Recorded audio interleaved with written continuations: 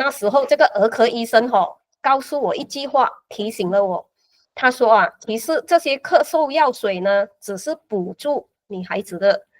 减轻她的咳嗽，最重要还是要靠她自己本身的免疫力。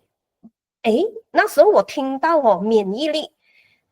虽然当时我也是一边在学习经营双鹤了，但是可能我的学习能力体会没有这么深。那自从那一次过后我就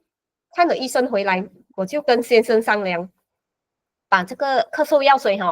打包起来，放在冰橱上面，不给孩子喝，就决定以加贺灵芝那时候是吃加贺灵芝，1个小时1粒灵芝，因为他3岁嘛，他不会吞，我就用汤匙，然后放一点温水，灵芝打开就放在汤匙上面，然后再打开1粒花粉放在上面，就这样喂他，就是要很群力的喂，1个小时喂一次，1个小时一次，直到他睡觉就停止。所以第一天当天我在计算12次有12粒加贺灵芝，12粒花粉，结果呢就发现当天晚上呢咳嗽比较少，比较好睡，要不然就是前几天都是咳嗽的，尤其是晚上可能比较寒冷，咳得更厉害。那第二天呢，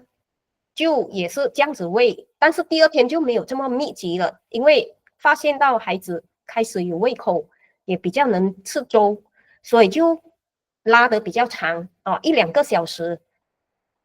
但是我在计算第二天的这个喂灵芝加贺灵芝也有8粒左右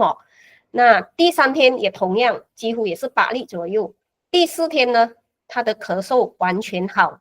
所以从这个见证呢也让我自己学习到真的有需要我有需要，尤其是身体健康出问题的时候，我们要密集吃灵芝，那它的疗效会在短时间真的康复起来。好，那这个是我的一个见证好，那现在我们也时间来到见证的环节我们今晚上有一位报名的见证就是我们的胡德龙